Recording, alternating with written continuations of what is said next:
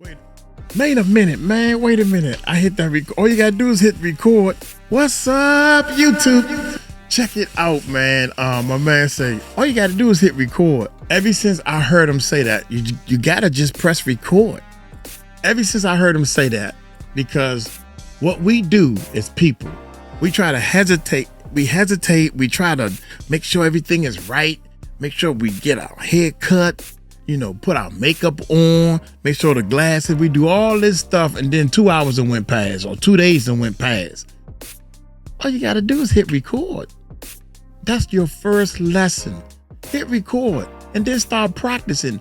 Then once you become more of an expert, you start realizing all that crap you was doing to make sure everything was right it's useless.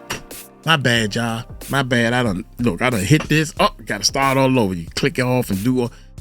Be yourself and be you, and I guarantee you, your fans, you'll start growing some true fans that enjoy and embrace. They embrace your mistakes. All you gotta do is stop guessing. Stop guessing at this. Anyway, this is another video, man. How to 5x your YouTube views. Oh my God, I bet you any amount of money. Let me see. This was his next video, 64K views, but it's a year ago. Give him a thumbs up. This is Sean, Think Media. Oh man, they are off the chain. Hit that subscribe button. We're gonna get right into this video right after this intro. Growth's got a formula most never learn. You don't need luck or talent, structure is earned. If you're ready to build and you know it's your turn, start with the 4 free videos, earn as you learn. Click on the more below to sign up. That's right, y'all. Uncle Mike has put together 4 videos that will teach you how or why and all the elements going into that to actually get your YouTube channel going and get your YouTube business going. I gotta get me a format for that. Hit that subscribe button, hit that bell. Let's check it out, man. Here we go. It is easier than ever to win on YouTube. When you take YouTube Shorts from your Instagram account, TikTok account, and those shorts don't represent the actual content that can be found on your channel, then that's what's really destroying your channel. Today, we have a rare privilege of learning from the YouTube strategist behind Dave Ramsey and his media empire. How did Ramsey Network go from 20 million monthly views to over 100 million? So really, it comes down to short strategy. And really, it's 3 pillars. This might be the best podcast we've ever had. Our YouTube Shorts are only created from our top performing videos. And I'll quickly dive into kind of how we do that. If you want to get more views on your YouTube videos, today we have a rare privilege of learning from the YouTube strategist behind Dave Ramsey and his media empire. Right now, just on YouTube, they're generating over 100 million views plus per month, and sometimes it's much larger than that. And then when you multiply the media across platforms, the numbers get crazy. But in this video, we're going to be learning tips that you can apply even as a small or new creator, as well as perhaps a business owner or somebody that wants to scale and grow a media company. And so I'm sitting here with Connor Wagner. How you doing? Good. Thanks for having me, Sean. You nailed my last name really well. It's a tough one. Well, I appreciate you. And we'll get a little bit into your backstory and your journey, but let's kick it off. How did Ramsey Network go from 20 million monthly views to over 100 million? So it's kind of a long story, and really excited to share the data behind it, because even I asked the leadership team, like, are we okay with like leaking this information out? Because I look around like, how's nobody else doing this? So really it comes down to short strategy, and really it's 3 pillars. And I've written down right here. The first thing we do, which is crazy, that it's as simple as this, is all of our shorts are strictly made out of our top performing videos. So we'll use the Ramsey Show as an example. So right now we publish 2 highlight videos a day, and that's around 60 a month. the vast majority of those are average, above average, some are below average. Whenever we look at our YouTube short strategy, we're only creating YouTube shorts out of the top performing highlights. The second thing we look at is each of those YouTube shorts is then linked to the top performing video of that YouTube short, if that makes sense. And then lastly, we're also looking at the swipe away rates, and we're making sure those are at least 70% or above. And I know that's really kind of tactical and in the weeds, so to speak. But no, it's great. That's our secret strategy. And for people that might be new to this, there's a feature on YouTube Shorts called related video. Yep. So when you post this YouTube short, it's linking back to the full conversation in the highlight. Yep. And anybody that posts a YouTube short, you could link to any video really, but that's what you do there. And then you did say though that if the swipe away rate is underperforming, do you delete it? Or do you just try to learn from it? That's a great question. And I love food analogies, so I'm going to hit you with a food analogy. Okay. So YouTube has made it very clear that when it comes to YouTube Shorts, it's essentially bridge content that actually is supposed to lead to your long form content. That's what YouTube wanted to do. But the short, I'm not going to stop at a lap. They just like to scroll shorts. I like shorts because they just want to hurry up and get to what's happening. When they'll stop at something that's funny, somebody hurting themselves, something crazy, then they keep scrolling until they find that satisfy their entertainment. It's about being satisfied, entertainment. And so just like you get free samples at the grocery store or at Costco or your favorite location, you want the samples that you're giving out for free to really represent your best products. And those samples also need to represent the actual full product that people can expect from your YouTube channel. And so back to your question of swipe away rates, we're wanting to make sure that sample, which is the best part of our highlights, to have the best possible flavor or enticing to hook viewers, be like, hey, I want more of that. I want to buy the full product, aka either click the link at the bottom, subscribe, or watch the full version of the video. And so if you have that understanding that YouTube Shorts are basically samples of your content, the first step is to make sure you're putting out the best samples of your content out there. And so we track and make sure that over 70% of everyone who interacts with our content across the board is at least 70% of the time choosing to stop and watch our content. And truthfully, we're going to move that up to 80 over the next few months. And so we're never stopping innovating in that sense. But when you kind of simplify it from a human behavior, all we're doing is putting out samples. And if you're going to do that, why not use the best parts of your content to do that? What is the conversation that you're having with the team to get it from 70 to 80? What levers would you be pulling? So one YouTube Shorts hack, and quite simple when you think about how you yourself or your audience interacts with YouTube Shorts, you're sitting there swiping. And on average, you're there for 1 second to 3 seconds. So one of the mindsets that I really have our editors take is treat the first 1 to 3 seconds of each YouTube short you're creating as its own separate video, because that 1 to 3 seconds is the section where people are going to choose whether or not they're going to watch the whole short. And then that's where it kind of dominoes into, okay, after they choose, then hey, it's actually the best part of a highlight or another video you already published. And so the conversion rate from YouTube Shorts to people subscribing and consuming our actual content is super high because of that strategy. Now, I was watching some of Dr. John Deloney's shorts, and man, some of the craziest conversations that he'll have. But what I noticed was it's really just the clip. It seems edited up. It's intentional. These are crushing in terms of getting views. The related video of the full conversation that it's from is linked to that, but there's no call to action. Have you found that people just are going to find their way and that you save time, but not at the end having him or an arrow or something saying, you know, hey, go watch the full thing, because now that's watch time. Like, what is your thoughts there in terms of shorts and calls to action? It's really just the great clip. So John has some amazing books. He's, best time seller. As far as like products and CTAs, the number one CTA that we focus on network is like, subscribe, and share, or watch more. So one of those four, really with leaning on watch more being the number one CTA. We do have product mentions and things integrated within the long form episodes and descriptions. So we are pushing people to products, but really our our goal is to nurture people and to help them grow and get to know John and the content and fix their relationships. In a way, it's almost like our video content is a product, and we just do a really good job of monetizing with sponsors, ad revenue. And then really, if they buy a book or use a service from us at Ramsey, that's really just bonus points. Because at the end of the day, we're just really trying to get the content from as many people as possible to help them with their relationship issues, their marriages, and so on. So hopefully that answered your question. Well, that's very insightful. But I guess my question is not a call to action to a book or something, a call to action to the full-length video. Gotcha. It just starts and stops, as opposed to taking more time, which would be an audience retention drop off. So what would you, if you were coaching somebody else that's starting a YouTube channel, like if I had a short that was 40 seconds and I deliver the content and then I go, hey, want to watch the full video? Just click right here on the related videos. So that versus just the great clip that just ends when it's over or whatever. Yeah, that's a great question. That's one of the things we're trying to figure out. Whenever we've tried to do custom, like, hey, if you like this video, click below on our long form highlights or shorts, retention just plummets. Right. And then we've also tried to add a little section that says click here for the full video.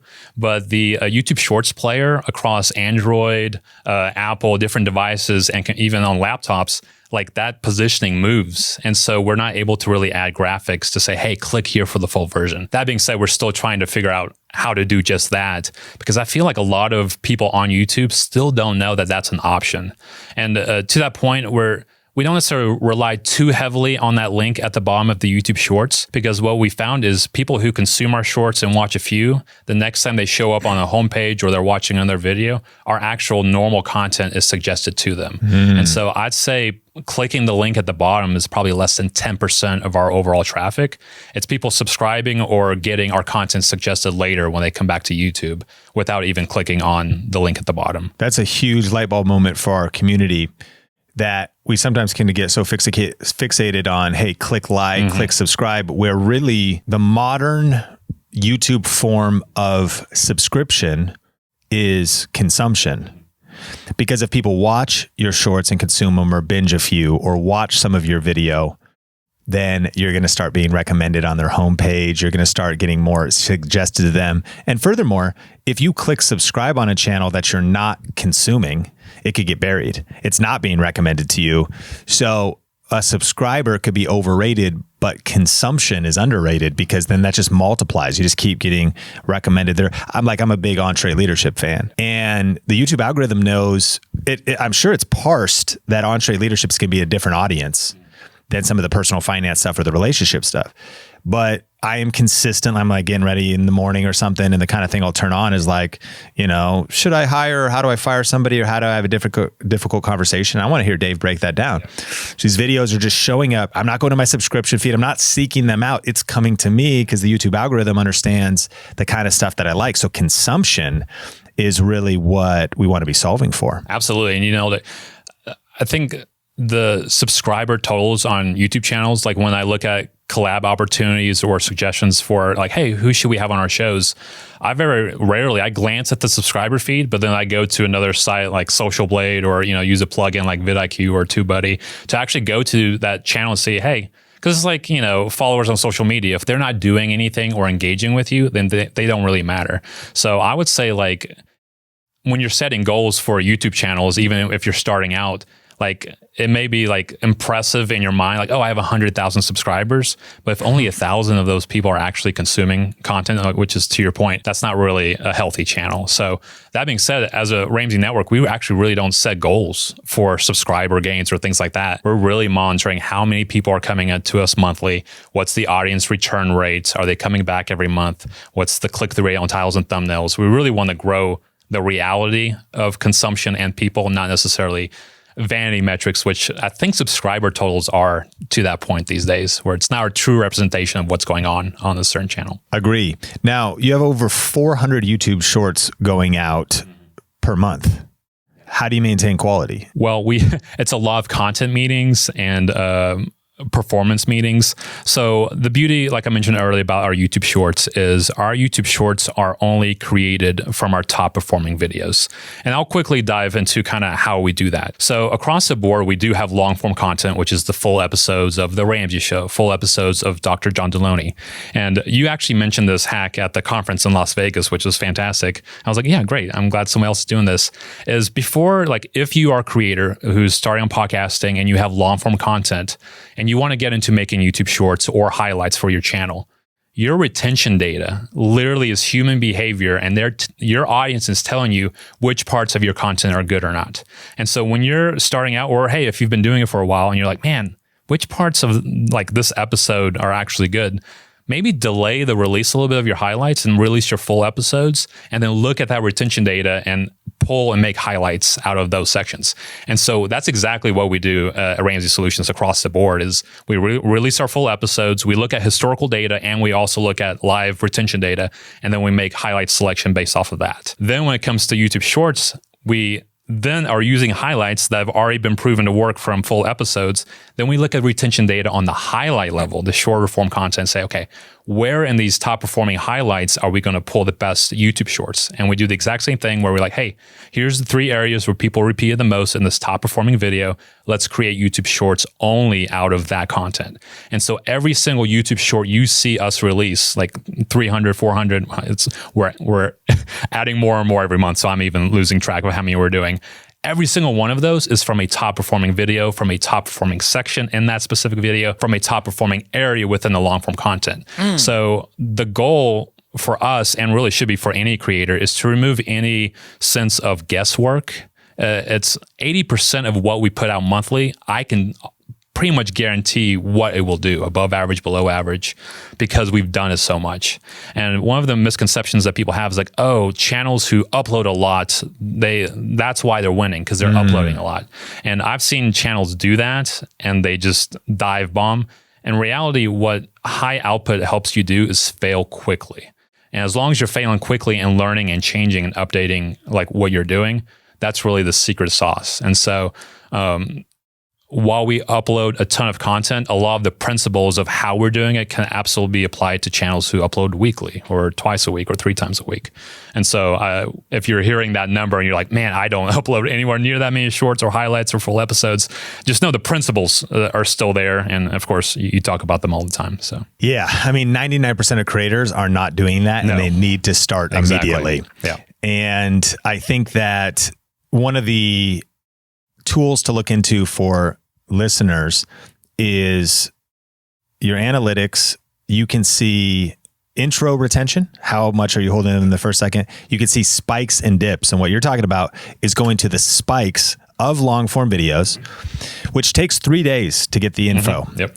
And then if you get those are your clips, then it's going to, you upload those. That's going to take 3 days. Yep. So you just broke down also, man, that's such a powerful strategy to be patient, let the data come back. And even small creators are going to get that audience retention curve. Yeah, absolutely. And so you can then go back, you find maybe a clip that you could repurpose and then a short that you could repurpose based on those spikes. Such a high level strategy. Now you're also posting a ton of YouTube videos with over 200 YouTube videos going out. How do you maintain quality? But first break it down. What are these 200 YouTube videos? What channels? What personalities? 200. Yeah. Like what's happening? So the Ramsey Show, as an example, we do 2 highlights a day there. With Deloney, we're approaching 2 highlights there. It comes down to how frequently a certain channel or show releases full episodes.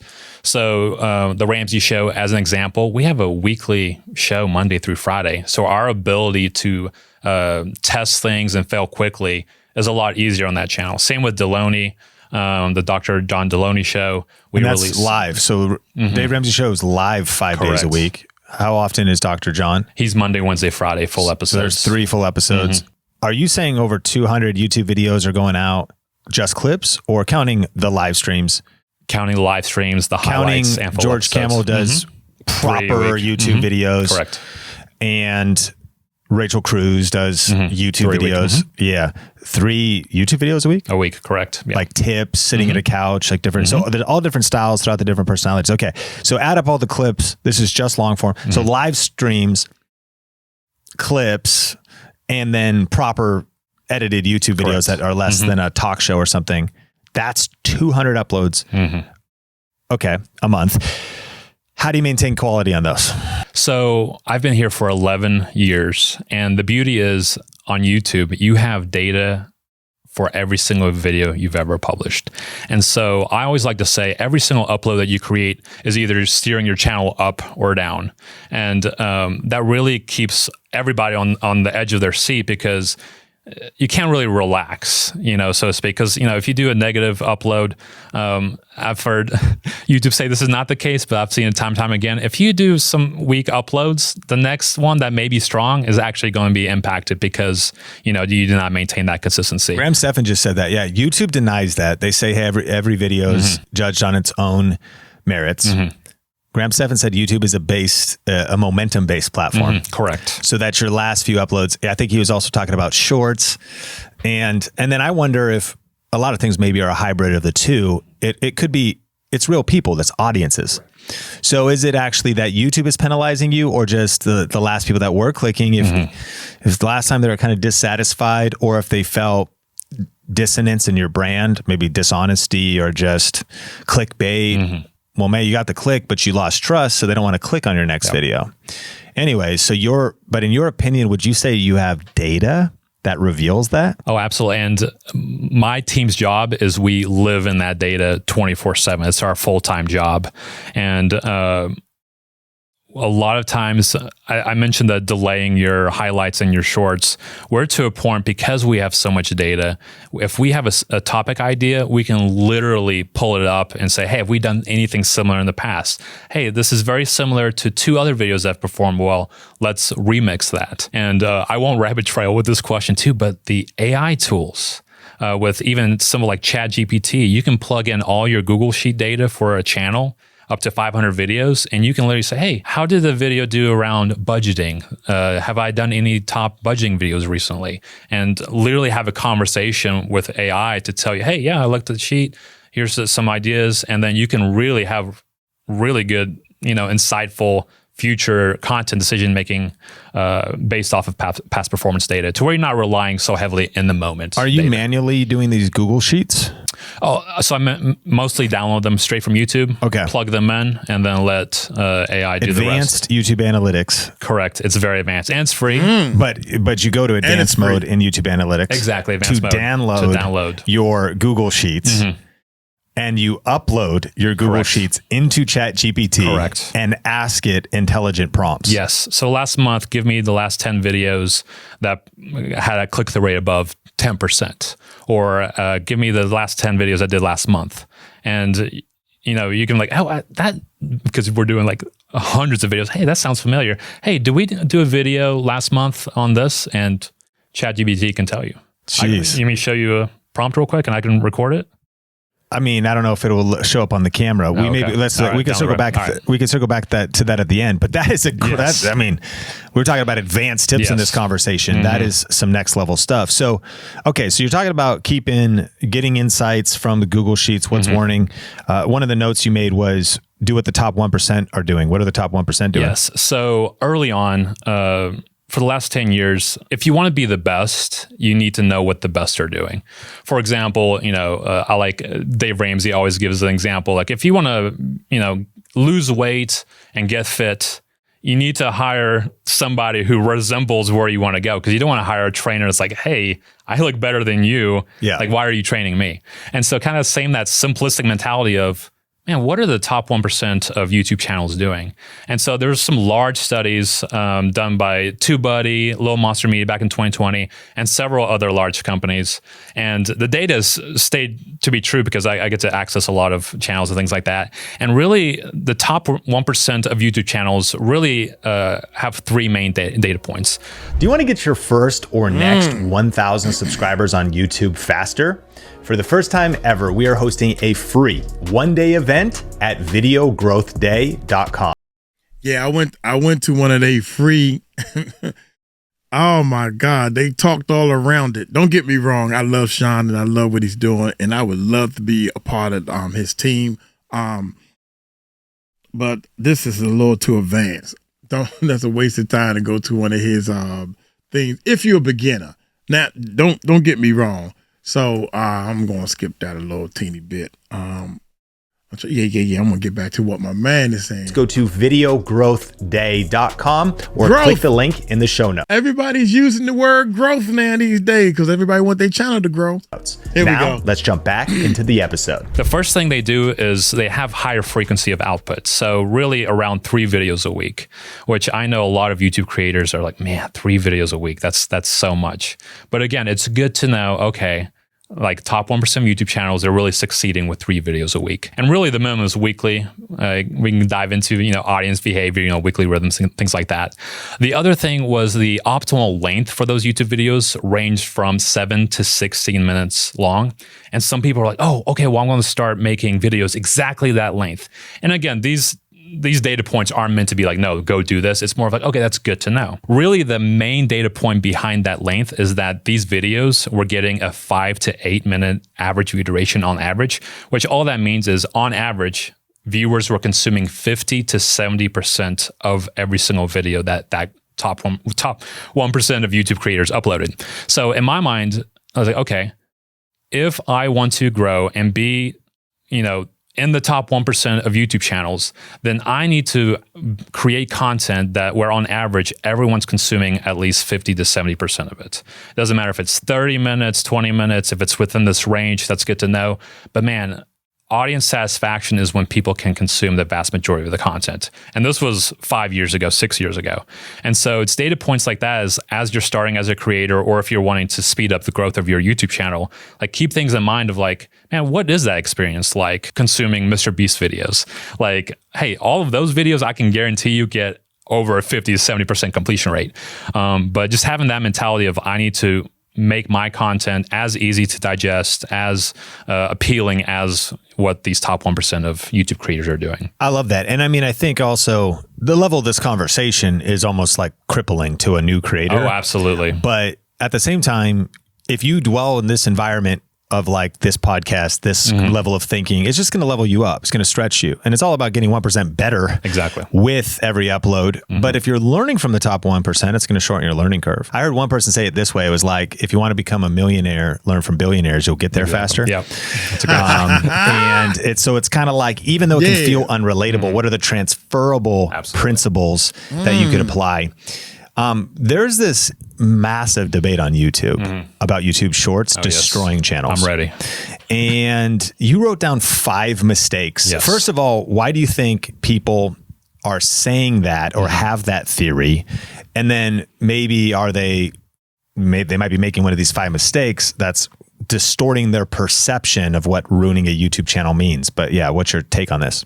So what I've seen, and this is by far the number one problem, and let me know if you see something else, is that YouTube Shorts, when it comes to YouTube Shorts, a lot of creators, they already have a strategy on Instagram, a strategy on TikTok, and the content they're creating for their social media platforms may not be the content that their YouTube channel actually offers. And so what they'll do, and this is easy, I was about to use the word lazy, but like the easiest things, I'm already doing short form content on these social media platforms. I'm just going to copy and paste and slap that over here on my YouTube channel just to take advantage of YouTube Shorts. YouTube has come out of the gates early, even before we even started, saying, hey, YouTube Shorts are bridge content to your videos. And even today, YouTube's like, hey, we're working on ways to help transition people from YouTube Shorts to your long form content or your normal form content.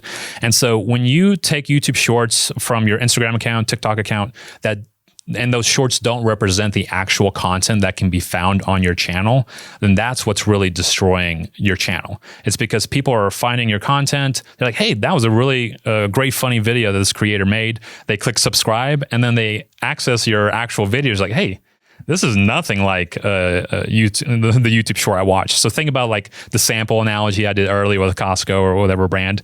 Imagine getting a sample. You're like, man, that's so good. I want to buy the full box. And then you get that box and it's like, it's not the chocolate cereal you just sampled. So in a way, that's really what's happening with a lot of creators is they're taking content, they're putting it up as YouTube shorts that don't represent the actual content that their channel offers. And while it may be easy, that's really the thing that's destroying their channel, so to speak.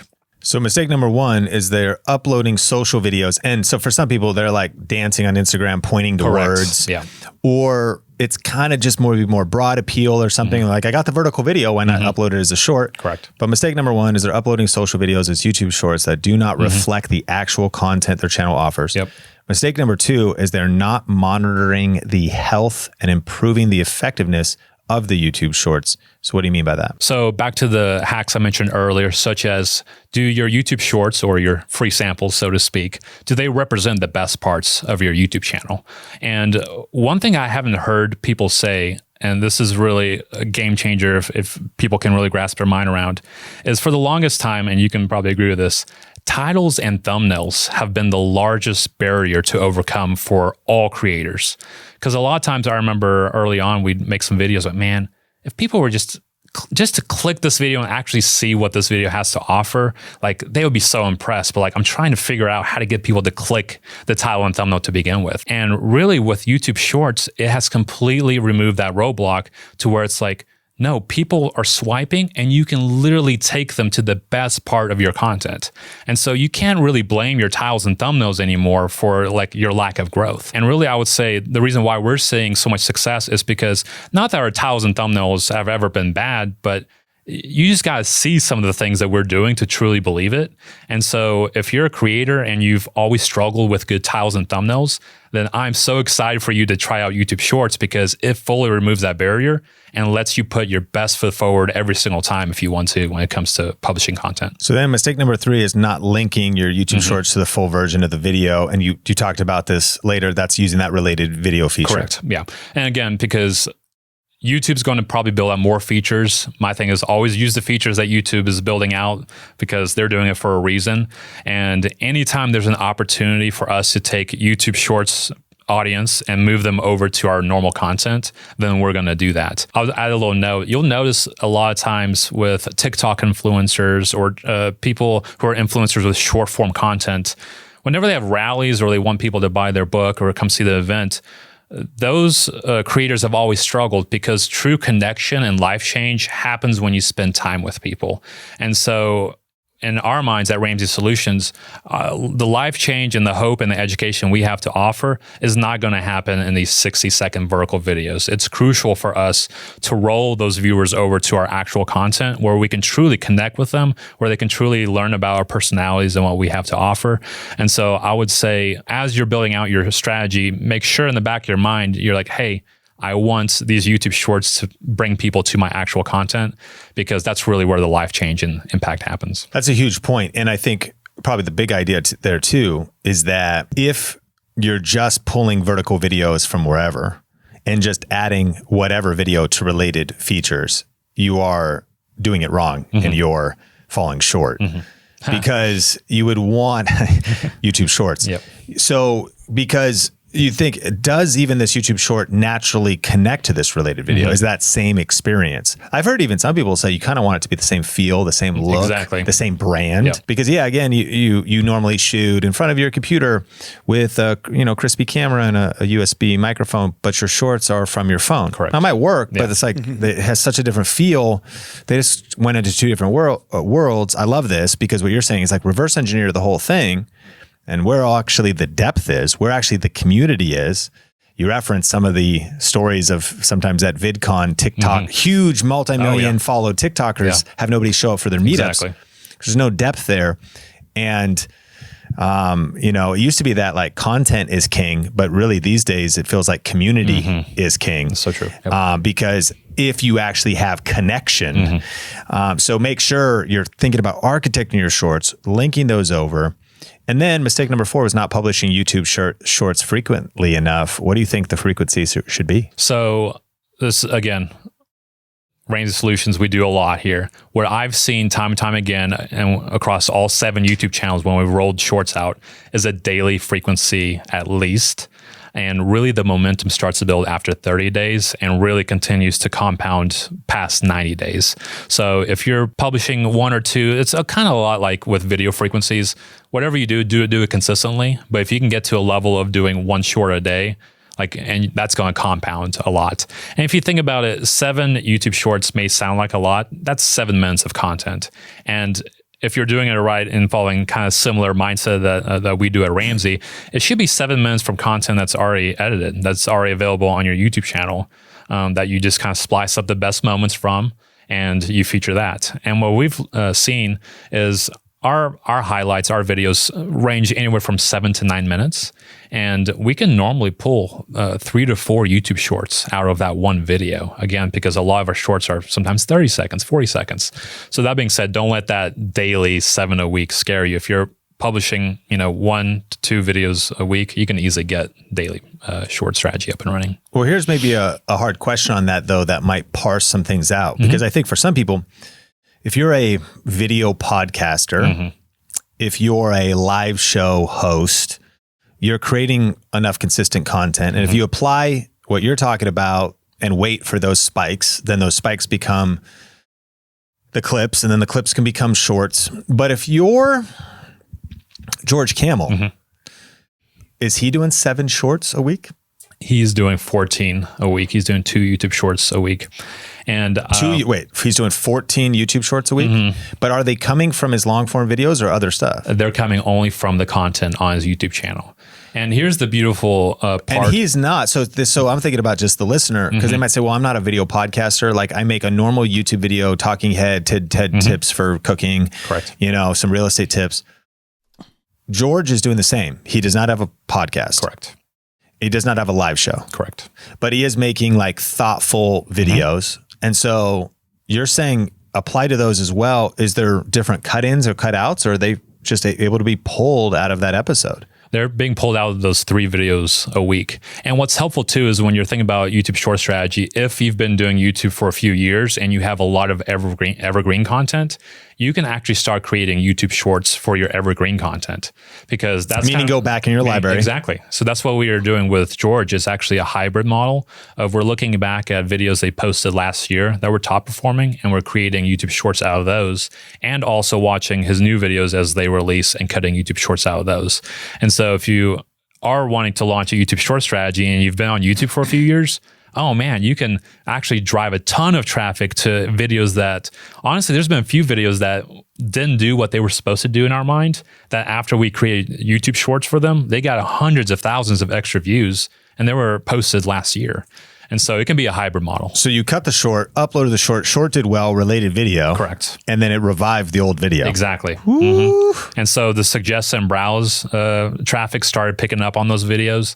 And it's almost like YouTube Shorts jumpstart. Even though they stop driving traffic to those videos, they jumpstart and like bring the life back to them, and then they continue gaining momentum. And so, yeah. From my studies, the click-through rate though on the related video is never that high. Oh no. But YouTube Shorts could get a couple million views. Exactly. And so a 2% click-through rate or 1% on a couple million views is great. And then to your point, what you're doing there is you're just kind of priming the algorithm a little bit for browse and suggested. Correct. Yeah. There's really 3 main benefits. One is exposure to the brand and the personality. The second thing is if they subscribe. The third thing is if they actually click the link at the bottom and go watch a full video. And then really the vast majority of the traffic is after you watch a few shorts, our content gets suggested to those viewers for the first time ever. So there's a lot of magical things happening when people are interacting with your YouTube shorts. I also might go, I think, because if we dig deep on this, I know that anyone who's really obsessed with this YouTube world might see, like we just had some breakout shorts. And the reason they broke out was they were from long form podcasts. They still link back to the episode. Yep. I still feel good about it. But they were from cuts. They were from stories, trend surfing a little bit, influence surfing. Like I had Chris Doe on the podcast, and he would reference like 21 Pilots, or he would reference Elon Musk or something. And we're talking about YouTube. So a YouTube tactic would not go viral. But him breaking down something about Taylor Swift did. And we got to the place where in this podcast channel, 1 million views a month were long form, building it up, high quality. The podcast is newer and grateful for that. But we hit like 20 million views in shorts views. And then when we studied, you could see shorts versus long form. And it was 9 out of 10 people were watching shorts only based on that window of time. And so one of the things that was important to me was to not get delusional and just be like, I'm grounded. Like, it was cool to have that spike. And a lot of that will be maybe a shallow level of viewership. I feel like at Ramsey, you guys have it so dialed because even if it is kind of a wild story that Dr. John's talking about, it ties back to what you'll actually get. Correct. And then if it's financial stuff or it's about the Fed or Bitcoin or crypto or something, it's going to tie back to the show that you're actually going to get. So I don't know if you have any thoughts on that, but I guess it's the idea that in one sense, it sometimes can seem like shorts viewers are not that serious. They want entertainment and whatnot. But if you're putting out the right kind of shorts, you stay focused. In your case, it would seem like personal finance shorts are going to attract at least maybe a less serious, more just scrolling audience, but they want what they get on the actual channel. Any thoughts on that versus, again, just trimming kind of jumping on a trend and you get a bunch of views, but it might not be your ideal or core audience? I'll into 2 parts. So one of the hacks that we've realized with YouTube Shorts, it kind of falls back to the mindset of we don't want people just to be YouTube Shorts viewers on our channel. We want them to convert.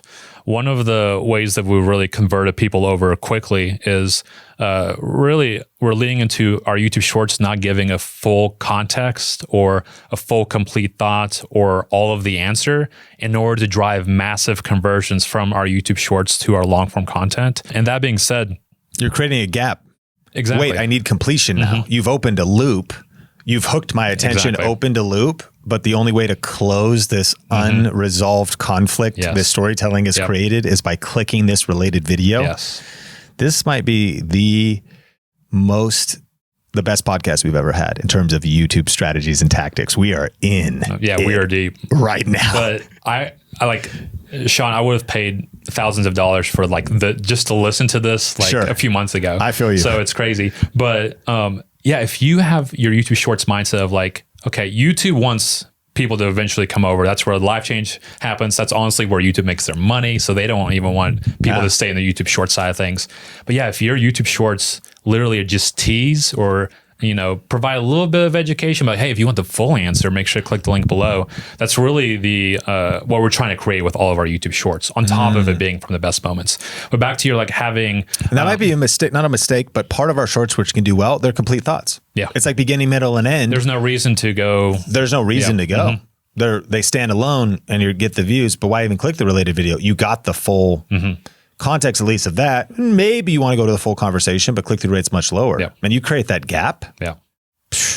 All right, keep going. And then back to your, something interesting with YouTube Shorts is back to having celebrities on or guests on. They're hey, this is not normally, what our content's about, but man, it's doing really well. One of the things that YouTube Shorts has opened up in our minds is historically topics or people who have done well or haven't done well as videos magically somehow work as YouTube Shorts. And so we've had a few interviews or contents wow, it didn't perform as a video, but it's reaching a new audience with YouTube Shorts. And so it's kind of flipping, honestly, historical data on its head a little bit too, which is fun. But to your point, sometimes YouTube Shorts is just, there's a lot of unknowns still as far as hey, why does that work? That's interesting. And honestly, sometimes it's not even the tactical educational moments that we have on our shows. It's literally a joke between Rachel Cruz and George Camel in their episode that that drove 20,000 people to this episode that got them to actually learn something about money. So it's really fascinating to how YouTube Shorts, different content types still are successful. So this is one of those episodes that you need to re-listen to because we are getting very geeky. Yes. I don't know if you could even catch it all. And I want to make sure we close the loop on, you wrote down 5 mistakes. So we'll just hit that 5th mistake just under the one category we're talking about on this debate of our YouTube Shorts destroying your channel. Oh, yeah. You said mistake number 5 is not publishing YouTube Shorts consistently for at least 90 days to build momentum with your audience. And you hit that before.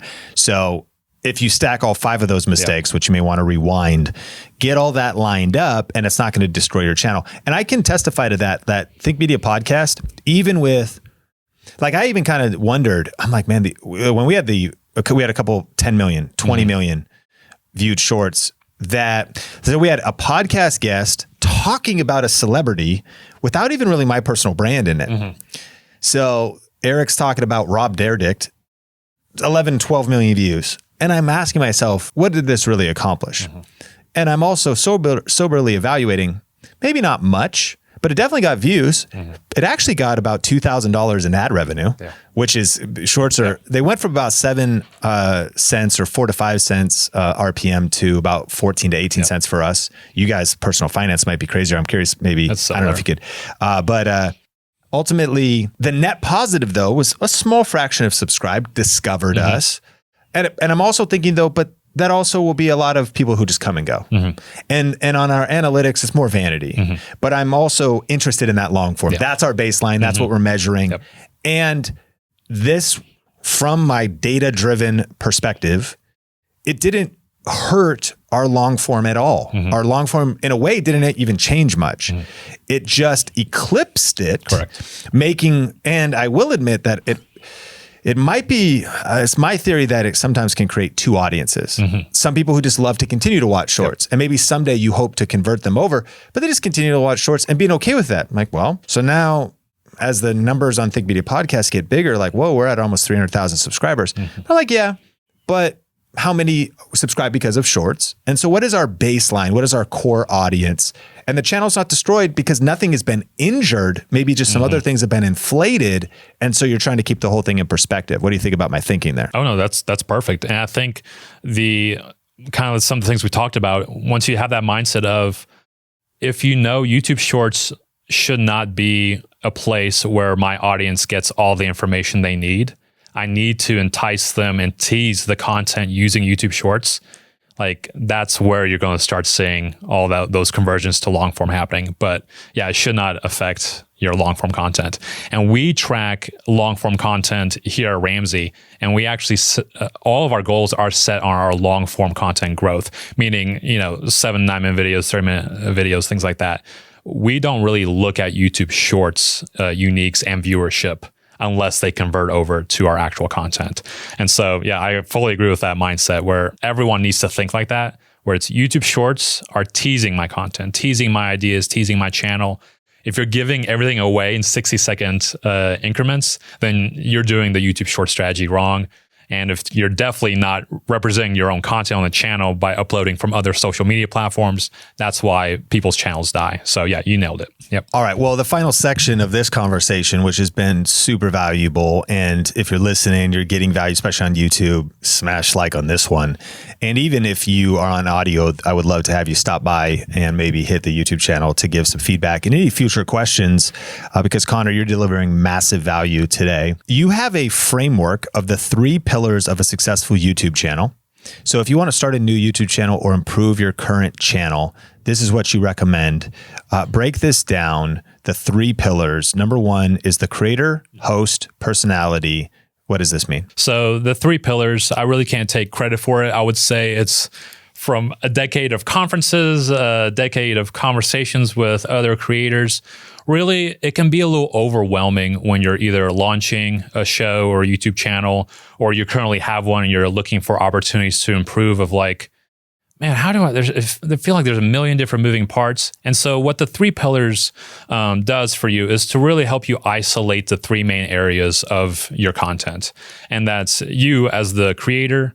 The second one is the actual content you're delivering, and then the format in which that content is being delivered. So I always like to go extreme. So I'll use Hot Ones as an example. If you haven't seen it, it's a celebrity interview show where they eat hot chicken wings. And as the interview progresses, the wings get hotter, hotter, and hotter. And so, for example, if you want to start an interview show today, this is the most oversaturated interview environment. You can get any celebrity these days to be on your podcast. And so if you were to start one today, even if you had Kevin Hart or your favorite celebrity on, odds are, sure, you would get some views, but there's no way you'd be competing in the space. And so Hot Ones, if you want to look at that, you got the creator, which is Sean, the interviewer. He's really good. The content is usually from a celebrity. So, of course, naturally, the bigger the celebrity, the more popular the episode. But really what makes it unique is if a celebrity's on any interview show, I'm probably going to go watch Hot Ones because no other show gives me a celebrity interviewing experience that forces my favorite celebrity, people I look up to or watch on movies, like eat hot chicken wings during their interview. You get to see them cry, laugh. It really brings out an authentic experience in the interview. And so if we were to do the 3-pillar exercise for that show, I would say, hey, yeah, good interviewing, check. The creator's good. The content's good. You got celebrities on, fantastic. Oh man, the format side, how that interview is being delivered, you incorporated hot chicken wings and it just brings out this unique format. And you can apply this filter to any show you watch. If you want to jump to your favorite, I love The Office. So, you got all your favorite characters, the format there is the show's done in an office. If you look at seasons or episodes where they leave the office to go do a camping trip or outside, those seasons rank lower because people prefer to see those characters, Bam, Jim, everybody. It's familiar. Yes, exactly. Yeah, the context, the format is set, and that's where a lot of humor and jokes can rally around. Exactly. And then when you lose a Michael Scott, then the whole show tanks because, again, a lot of that show is reliant on one person and then all these other pillars kind of help support it.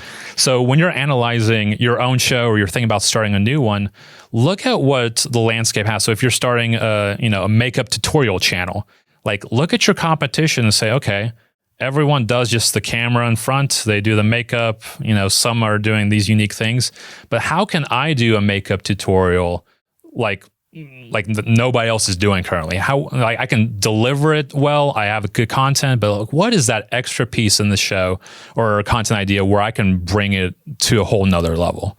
And so really when it comes to us improving our shows or creating new ones, we always kind of bounce all ideas across this filter of, okay, we want this person to be the lead. Okay, what are their strengths? Oh, they have great humor. Well, if that's one of the main attributes and strengths, let's make sure humor is incorporated. Their delivery style needs a little bit more work. They're really good at, knowing the stats. They just need a little bit more help on the delivery side. Let's really focus on that and get that improved. So that way, when we launch the show, that show's solid. And then the format, hey, here's 3 or 4 different format ideas for this show that nobody else is doing currently that can really help us stand out in the marketplace. And so high level, that's really the 3 pillars and kind of the analysis we use to kind of make sure we're competitive in the marketplace. And it's funny, you'll be watching shows now and you can kind of, all right, this show's relying on which one of the 3 pillars? Oh man, the writing and the content's so good. Everything else is kind of, but man, that content's so good. Or, oh man, this person just drives the whole show. The reason why they're successful is this. Or, hey, no, it's an interview show, man. That format is so good. No one else is doing interviews in ice baths. No one else is doing interviews eating hot chicken wings. And the examples can go on. So hopefully that gives you a good grasp of, it's super genius. How we look at shows. And I think people ask, man, how can I stand out or how can I be different? By tweaking these different levers. Exactly. Because you just tweak the format and all of a sudden you've created something like people, business is crowded. Real estate is crowded. Personal finance is crowded. Yeah.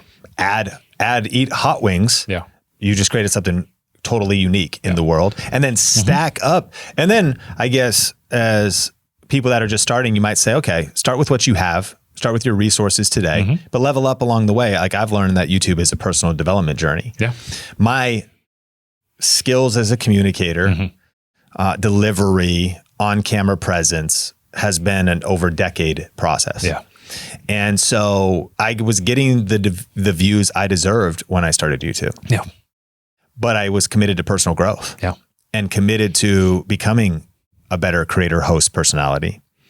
And we're asking ourselves, how can we improve the content? And this has really got me fired up because thinking about what new formats could we create. And interestingly enough, you also might be inspired. You just take something that's done, you go adjacent. Jerry Seinfeld has comedians in cars getting coffee. George Camel launched Millionaires and Cars Getting Coffee. Yeah, totally stole it. Yep. And borrowed. Good artist steal, great artist copy. Yep. I was then, I do this live show called Coffee with Cannell. I was thinking, what if I do kombucha in cars with Cannell? It's dumb. I just, but I was, thinking about if I wanted to do a car. So, but format and where if you take Millionaires is a different pillar, Comedians is a different pillar. So if you just steal it or borrow strategically from somebody else, man, there's adjacencies where there could be inspiration to make your niche unique, different, and stand out. Yeah. And I'll give you like a live example. Like, you're a business owner, successful. If you want to start a business YouTube channel, you can do one that says like running a business with Sean. And it's you doing a 5-minute run while giving business tips. Again, it's like a format of like, and you have guests on and you run together. Again, there's some audio issues probably around that. Yeah. But like, that's a fun, like play on words. It's like, and it's all about like, hey, you got to take care of yourself while running a business. You got to stay active. So it's like fun little tiny ideas like that. Like, oh, that's actually a good idea. No one else is doing it like that.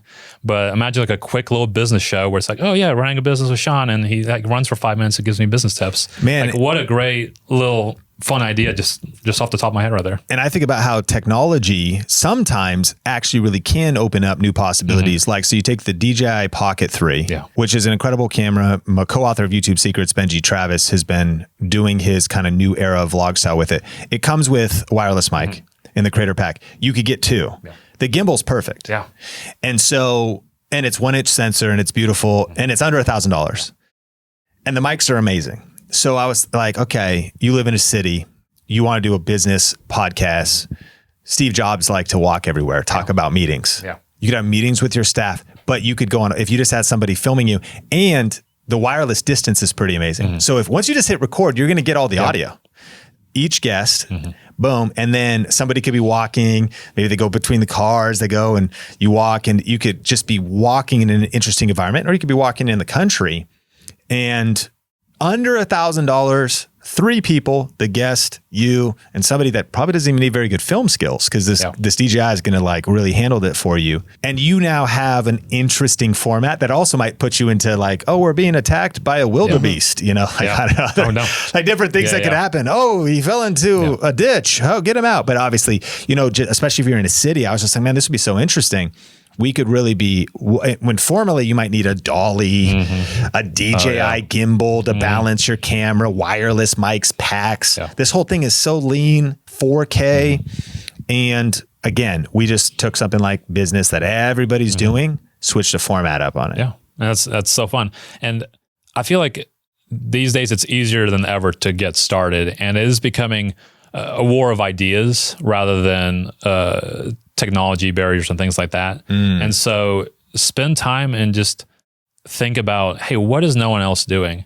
And the last thing I would say around the 3 pillars is each pillar ultimately is supporting the core of what the show is. And so as you're thinking about your channel or, starting a new one or improving, you never want to tweak a format or content or you yourself to just for the sake of doing it. It needs to support and elevate the ultimate experience that you're ultimately trying to give your audience.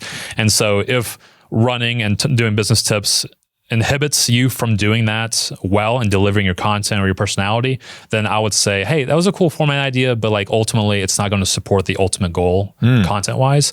And so, because I can personally get carried away, oh, that's an awesome format idea, but I have to remember, what are we trying to do at the end of the day? We're trying to impact people's lives, trying to educate. And whatever the format idea is, it can be awesome and cool, but the second it starts to take away from our ultimate goal, that's when it's no longer a good format idea. So just ultimately make sure each pillar is ultimately serving the purpose of what your content is about. That is genius. And so I have one more question for you, but as we land the plane and before we get there, Connor, I appreciate all your wisdom. Oh, thank you. You've been incredibly generous today with tactics and tips that we can apply at all different levels. Where can people connect with you? Anything you want to shout out? We'll put that in the show notes before our final question. I would say just check out The Ramsey Show, all of Ramsey Network. If you just go to The Ramsey Show, all of our channels are featured there. So that's really the only shout out I have. Okay. Awesome. You're on LinkedIn as well. Yes. If the professional network. Yeah. Reach out, invite me. Yeah. And then, final question for you. You got into this YouTube thing and started working for Ramsey Solutions 11 years ago. And so you got to see through all these eras. I guess, did you ever imagine 11 years ago that YouTube would be what it is today? And where do you see it going in the future? And what is the opportunity for someone who's just getting started that doesn't have Ramsey Solutions behind them, but what you would see for somebody who's like, man, is it too late to start? You know, what should my mindset be going into now, the future of YouTube from your perspective? Yeah, I think the future is really excited. 11 years ago, I still look around today and I can't imagine like, oh my gosh, like the level that we're doing things. I get really excited about anytime anyone comes up and says, hey, I want to start a YouTube channel. Because I think every day that goes by, it is easier than ever to win on YouTube. And you've already kind of hit on some of those like technology costs, the camera, the access to mics. And I tease a little bit like the access to free AI tools, content generation, A/B testing, like plugins, like the amount of data and resources you have to fail quickly honestly excites me. And I would say over the last 11 years, and I hope everyone's listening gets this, is that you need to get to a point where you love to fail, like, and fail fast. Like, it actually worries me when things go well too long, because that means I'm not trying, I'm not innovating enough. So look at failure as a learning tool, because everything we talked about today and everything that Ramsey Solutions is today, we're standing on 90% of failure, and what everyone sees, this building, all the shows, all the viewership, is only 10% of all the success that we've done. And the reason we've gotten there is because we've learned to fail fast. So I would say I am so excited, and I would say for anyone who's wanting to start or even improve their channel, it's the best time to fail. That's actually a positive thing. That's amazing. It's the best time to fail. Connor, thank you so much for your wisdom today. Thank you, Sean. It was fun. Well, I hope you got massive value out of my conversation with Connor. And if you did, it would mean the world to me if you smashed like or rated or reviewed or shared the Think Media podcast wherever you watch or listen. And I also... Sean is on point, man. That was long. I tried to not interrupt, because some people say, you know, you keep stopping and you say my 2 cents. I just let them flow with it a little bit, because I want you guys to get a lot of the points that they're making. And plus, I'm over here doing something. I'm working, man. The more you can structure your time and get as much done on your business, y'all getting it. I know y'all are getting it, and I'm proud of you all. Shout out to my enders. If you are an ender, put in the comments that you are ended, meaning that you made it to the end of this video. If you are an ender, you made it to the end of this video. That means you're hearing my voice right now. Just comment real quick, ender. That let me know that you are serious. Come to our live streams every Sunday, Eastern Standard Time, 6 o'clock p.m. New York time, 6 o'clock p.m. on Sundays and Wednesdays. We go live. Subscribe to the channel so you can check out our lives. Come to the other channel. We post the live links in our premieres. We have a premiere going on the Music Recording Network. The Music Recording Network, our main channel. We have premieres going on that channel. If you're in the premiere, you'll get a link to go to our live stream. You feel free to ask questions and all that stuff. We are all beginners. I'm learning how to teach, but I have amazing information that I'm coming to you as a beginner when I was a beginner doing this. And it feels so good to not. When I wake up, man, I'm scared. Sometimes I stay in the bed for 2 or 3 hours. I say, I'm going to stay in the bed and do some stuff. Let me get up, man. I don't want to fall into that bad habit. I hurt my foot one time, and I said, I'm taking 3 days off. No matter what, I'm taking 3 days off. Oh, my God, boy. I could not stay still for 3 days. I came down here and did at least 2 or 3 videos. I don't see how people can be that lazy, man. If you know you're not lazy, let's get to work. But let's work in the right area that you need to be working in. Stop guessing. Get clarity. Put together a structure so you can focus to get your direction. And once you do that, you got your system going. Once this system is working, growth has no choice but to show his beautiful head. That's what happened to me. Y'all take it light, take it slow. Tell him Uncle Mike told you so. Peace out.